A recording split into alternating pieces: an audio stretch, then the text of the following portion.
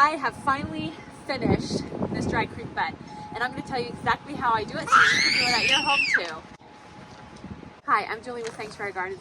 If you haven't hit that like button or that subscribe button, I recommend you do so now. It helps support our channel so we can bring out more videos just like this one. I'm going to be sharing how I make this dry creek bed on a very minimal budget. The definition of a dry creek bed is a creek bed that you create, man-made, that is dry most of the year. It does serve some purpose, and it can actually deviate water off of an area that you don't want it to be to an area that is fine to be. You can even plant it in such a way that it waters certain plants in your garden or maybe fruit trees.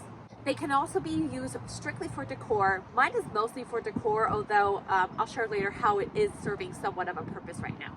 If you get a lot of rain, you have a downspout that just dumps water in an area that you don't want it to dump there, or maybe it's just flooding that area. Adding a dry creek bed is a wonderful opportunity to add beauty and design to your garden, while at the same time diverting the water from that area to a different area. The key to that is creating a slope away from that area down to a different area. My dry creek bed is mostly for decor, mostly because I love it, it's beautiful, but it does slope slightly away from the house. So with how much rain we get, I want to keep water away from the house as much as possible. So it does serve a little bit of a purpose. The first thing to do when setting up your dry creek bed is digging down just a little bit, creating a little bit of a furrow in the soil, because when you add those rocks, you don't want the rocks to be much above the soil. You want to have it down slightly like this. You want to plant it so that that furrow slopes away from the house. You don't want water running into your home. After you've created that slight divot, that furrow in the soil, the next thing you're going to do is lay down a layer of weed block. This keeps weeds and things from germinating and popping around your rocks. It also helps in bringing that water down to a different location. I didn't end up using a whole lot of weed block. After you've laid down your shade cloth, the next layer you're going to add is pea gravel or rocks that are about that size. By having the pea gravel down first, it makes it so that the rocks don't sink down and get kind of swallowed up.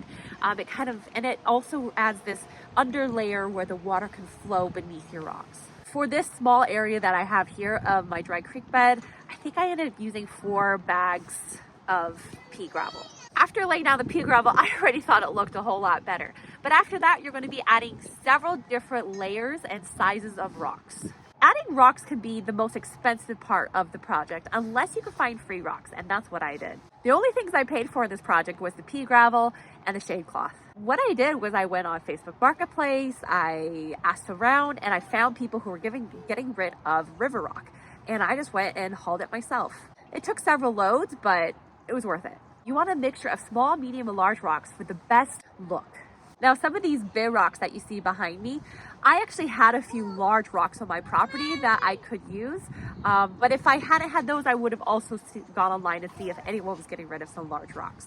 So the first thing to do is add your large statement piece rocks. And typically those are a little bit more towards the outside of your dry creek bed. I would recommend adding just a little bit of those larger rocks kind of coming into the creek here and there to create kind of a stepped down look. Kind of play around with it and see what looks good for you. So more of the larger rocks are along the outside of the dry creek bed, and the more medium and smaller rocks are on the inside. I ended up just kind of tossing a lot of the medium and small rocks here and there because I thought that wherever they landed, it would kind of all shift into place and look a little bit more natural rather than me placing each individual rock. Plus, it saved a lot of time. And my son helped me with that part. After you've added your rocks, which is probably the most time-consuming part of this, after that, you add your mulch around the edges where maybe there's a little shade cloth showing. Add some of that mulch, kind of fill that in, and you're done. So see where in your landscape or in your garden that you can add a dry creek bed for beauty and also for functionality. If you found this video helpful, give it a thumbs up, hit that subscribe button while you're at it. We have some awesome videos coming out this year, and I'm really excited to bring you along on this journey. As always, go out and grow something. God bless.